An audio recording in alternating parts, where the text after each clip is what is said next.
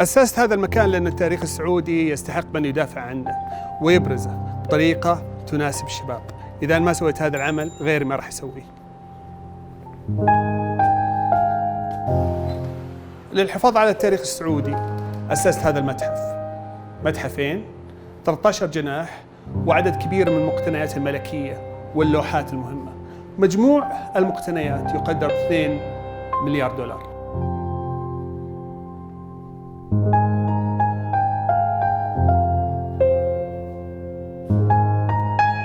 قاعة بانوراما التاريخ السعودي حاولت من خلالها إعادة قراءة للتاريخ السعودي العظيم بطريقة سهلة، بطريقة بسيطة، من خلال صور نبدأ فيها من القبائل حين تستعد للقتال، إلى وضع الناس كيف كانوا يعيشون، إلى الحياة، إلى بساطة الحياة.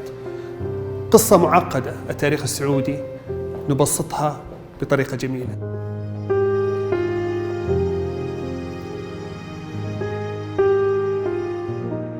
طبعا والدي حصل على كل اللوحات اللي كانت عرضت في المزاد العلني بعد تنازل الملك سعود عن الحكم.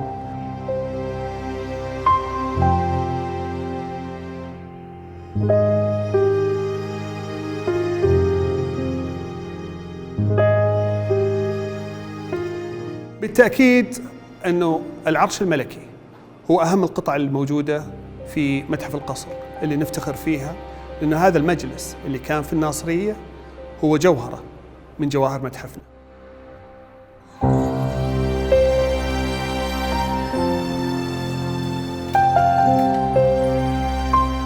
متحف القصر لا يمكن ولن يكون في يوم من الأيام مشروع استثماري. استثمارنا الوحيد في متحف القصر هو إعادة الشباب إلى تداول التاريخ السعودي.